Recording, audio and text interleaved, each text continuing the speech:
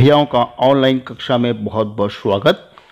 हम chapter 1 crop production and management के विषय में पढ़ रहे थे और उसमें हमने सबसे पहले प्रिपरेशन ऑफ सॉइल पढ़ा था। यानी किसी खेत में हमें फसल लगानी है तो सबसे पहले मिट्टी को तैयार करना होता है। तो मिट्टी के तैयार करने के जो चरण थे यानी प्रिपरेशन ऑफ सॉइल के जो स्टेप्स थे उसमें सबसे पहले प्लॉगिंग था, यानी खेत को जोता था हमने। फिर लेवल किया था यानी लेवलिंग किया था, पूरे खेत को समतल बनाया था। समतल बनाने के बाद हमने उसमें सोइंग किया था, नहीं बीज बोया था। अब बीज बोने के बाद यानी सोइंग के बाद जो अगला चरण है वो हमारा है एडिंग मैन्योर्स एंड फर्टिलाइजर्स। यानी खेत में अब हमें खाद पानी लगाना है जिससे खेत में जो पौधे हैं वो ठीक तरह से ग्रोथ करें, विकसित हों और फसल उत्पादन हमारा ज़्यादा हो। तो अगला नेक्स्ट स्टेप बहुत इंपॉर्टेंट स्टेप्स है एडिंग मैन्योर्स एंड फर्टिलाइजर्स। चलिए स्टूडेंट्स हम लोग डिस्कशन करते हैं। The substances which are added to the soil in the form of nutrients for the healthy growth of plants are called manure and fertilisers.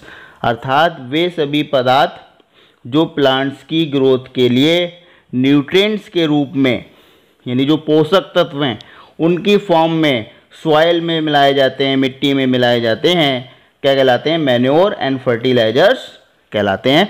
एक बार फिर से इसकी डेफिनेशन पढ़ेंगे। The substances which are added to the soil in the form of nutrients for the healthy growth of plants are called manure and fertilisers. यानी manure fertilisers हम क्यों मिलाते हैं? ताकि प्लांट्स बेटर ग्रोथ करें, प्रोडक्शन हमारा ज़्यादा हो।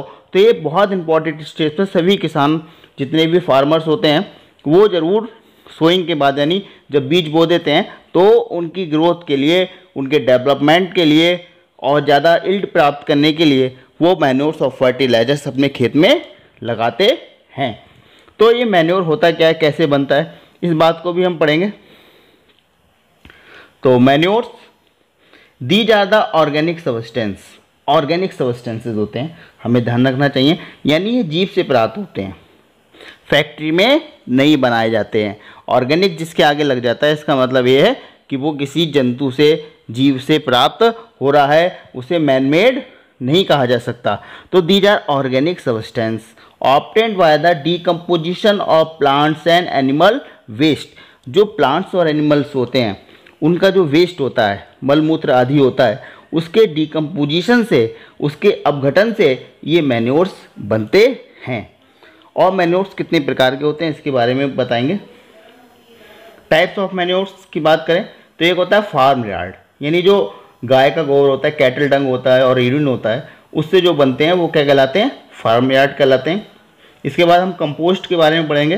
तो कंपोस्ट क्या होता है? It is form by the decomposition of plants and animals. ये जो प्लांट्स और एनिमल्स होते हैं इनके डीकम्पोजिशन से जो बनते हैं, पदार्थ बनते हैं, वो कहलाते हैं कंपोस्ट। आप देख लीजिए, आप प्लांट्स की जो पत्तियां हैं वो गिर जाती हैं नीचे मिट्टी में और क्या करती हैं? वही मैन्योर्स का निर्माण करती हैं। उसी मैन्योर को हम क्या कहते हैं? कंपोस्ट कहते हैं। ठीक है। सड़गल गल के जो एनिमल्स होते हैं वो भी जो है मैन्योर्स का काम करते हैं, यानी कंपोस्ट बनाने का काम करते हैं। ठीक है। तो जो एनिमल्स और प्लांट्स होते हैं जो मर जाते हैं और सड़ते रहते हैं वो भी जो है मिट्टी के लिए लाभदायक होते हैं और मैन्योर्स बनाने का काम यानी कंपोस्ट बनाने का काम करते हैं। फिर इसके बाद हम पढ़ेंगे, ये देखिए कंपोस्ट इसमें दिखाई गई है कि कैसे कंपोस्ट बन रही है। ठीक है। इसके बाद if decomposition can be done in the presence of earthworm.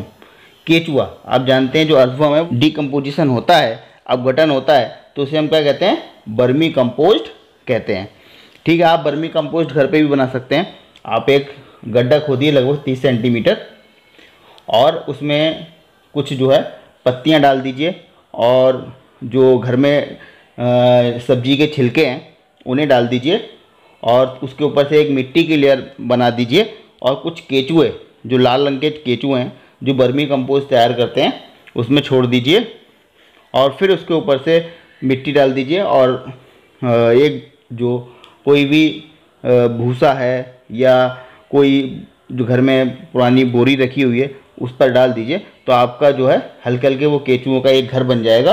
और वो केचुए क्या करेंगे, आपके जितना भी जो घर में जो सब्जी के छिलके हैं, फलों के छिलके हैं, इन सबको जो है वो खाद में बदल देंगे, क्योंकि इनका डिकम्पोजिशन होगा, यानी इनका सड़ना होगा, अपघटन होगा, और उसके अपघटन से ये वर्मी कंपोस्ट तैयार हो जाएगा। ठीक है, तो अर्थवर्म के द्वारा जो ये तैयार होती है खाद, तो वो क्या कहलाती है, वर्मी कंपोस्ट कहलाती है। ये आप देख रहे होंगे, ये वर्मी कंपोस्ट है। फिर if decomposition is done in the presence of bacteria, कुछ बैक्टीरिया भी होते हैं मिट्टी में लाभदायक, जो क्या करते हैं, खाद बनाने का काम करते हैं, वर्मी बैक्टीरियल कंपोस्ट कहलाते हैं ये। ठीक है, जब बैक्टीरिया की प्रेजेंस में खाद बन रही हो तो बैक्टीरियल कंपोस्ट, और जब अर्थवर्म के द्वारा जो है डिकम्पोजिशन हो रहा हो, खाद बन रही हो, तो उसे कहते हैं वर्मी कंपोस्ट। इसके बाद आता है ग्रीन मैन्योर। ये कैसे बनते हैं ग्रीन मैन्योर, इनके बारे में पढ़ेंगे। It consist of decomposed leguminous plants like sunhemp, जो दलहनी पौधे होते हैं, जैसे आपके दालों के पौधे होते हैं, चना है और मटर है, ये इनके पौधों की जड़ों में क्या होता है, गांठें होती हैं। ठीक है, नोड्यूल्स कहते हैं, क्या कहते हैं, नोड्यूल्स कहते हैं, गांठ होती हैं, और इन गांठों में कुछ बैक्टीरिया रहते हैं। ठीक है, इन गांठों में क्या रहते हैं, बैक्टीरिया रहते हैं, और वो बैक्टीरिया क्या करते हैं, खाद बनाने का काम करते हैं। तो it consist of decomposed leguminous plants like sunn hemp. तो ये कैसे बनते हैं, ये जो ग्रीन मैन्योर है, हरी खाद है, ठीक है, जिसे जैविक खाद भी कहते हैं। कैसे बनती है, जो लेगुमिनस प्लांट्स होते हैं इनके अपघटन से ये खाद बनती है। Leguminous plants are the plants whose roots have special bacteria. ठीक है, लेगुमिनस प्लांट्स वो प्लांट्स होते हैं जिनकी जड़ों में एक विशेष प्रकार का बैक्टीरिया रहता है। ये बैक्टीरिया क्या करता है, नाइट्रोजन फिक्सेशन का कार्य करता है। ठीक है, यानी नाइट्रोजन को फिक्स करता है। जो प्लांट्स हैं वो नाइट्रोजन तो हमारे पास बहुत है, वायु में 78% है, लेकिन जो प्लांट्स हैं वो डायरेक्ट नाइट्रोजन को जो है ग्रहण नहीं कर सकते हैं, इसलिए वो नाइट्रोजन को नाइट्रेट या नाइट्राइट की फॉर्म में ग्रहण करते हैं। लेकिन इसे बदलता कौन है नाइट्रेट और नाइट्राइट में, इसे लेगुमिनस प्लांट्स की जो जड़ में बैक्टीरिया रहते हैं वो नाइट्रोजन को फिक्स करते हैं। वो एटमॉस्फेयर की नाइट्रोजन को नाइट्रेट या नाइट्राइट में बदल देते हैं और मिट्टी की पोषक क्षमता को बढ़ाते हैं।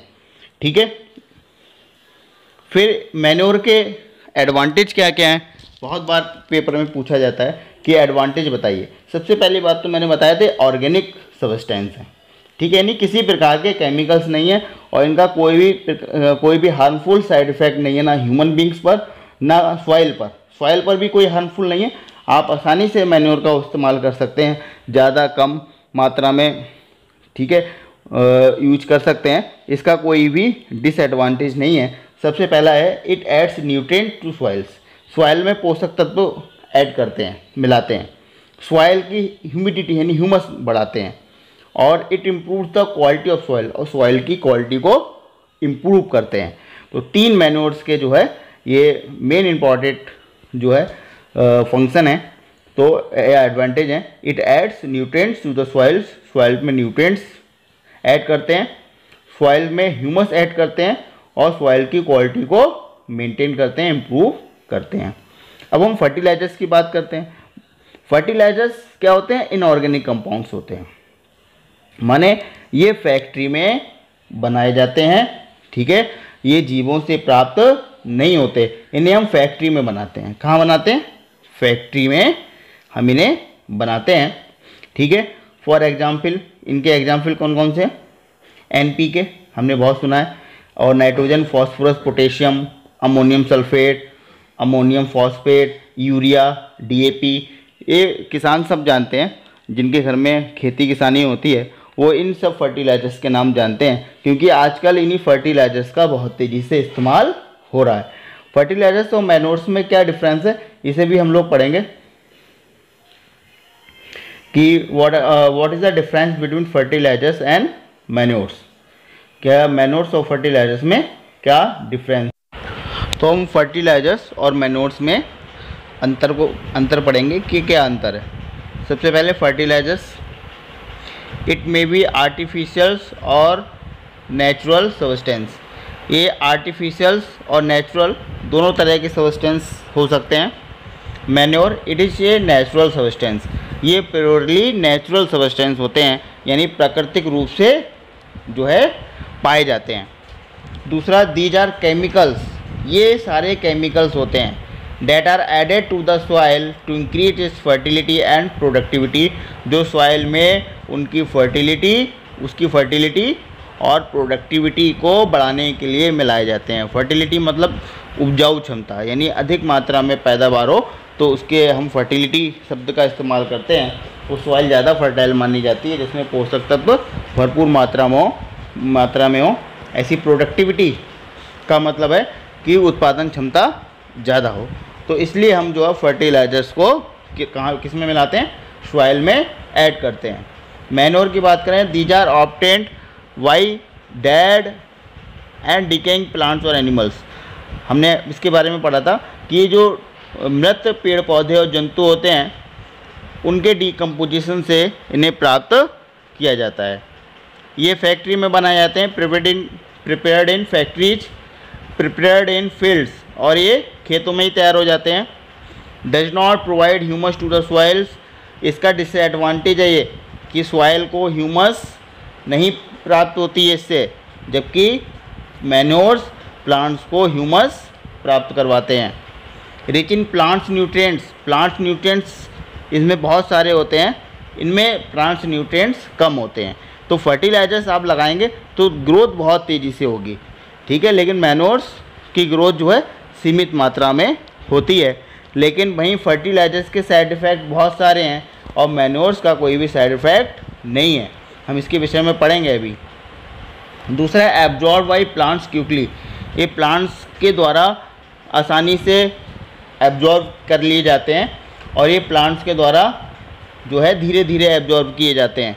ये काफ़ी कॉस्टली हैं क्योंकि फैक्ट्री में बनते हैं, मैनमेड होते हैं, तो काफ़ी कॉस्टली होते हैं और ये कॉस्ट इफ़ेक्टिव होते हैं, ठीक है, कम खर्चीले होते हैं, नहीं ज़्यादा खर्च नहीं करना पड़ता है इन्हें बनाने में।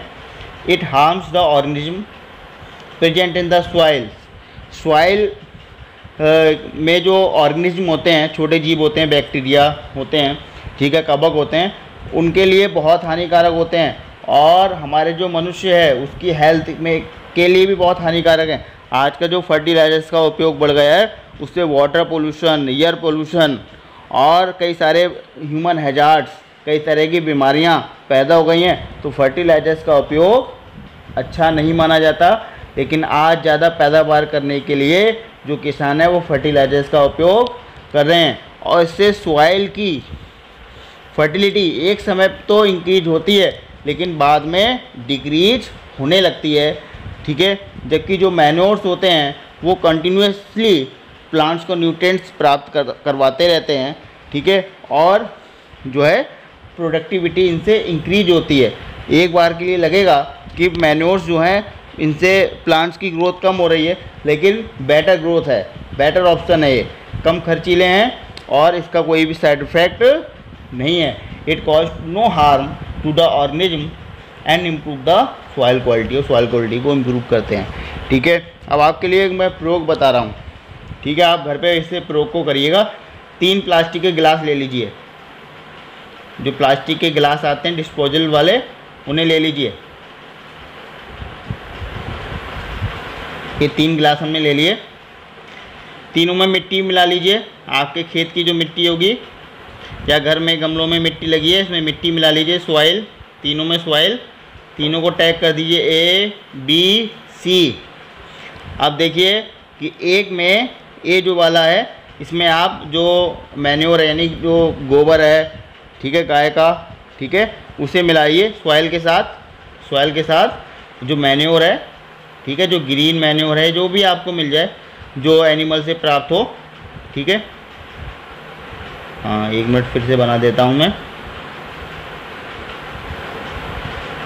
ठीक है। तो ए बी सी 3 गिलास लिए, एक में हमने सॉइल प्लस जो गाय का गोबर आसानी से मिल जाता है उसे मिला दीजिए मिट्टी के साथ, और दूसरे में आप क्या करिए, घर पे ये सबको प्रयोग करना है, तभी आपको बेटर समझ में आएगा मैन्योर फर्टिलाइजर्स के बारे में। फिर एक में क्या करिए, इसमें भी सॉइल मिलाइए,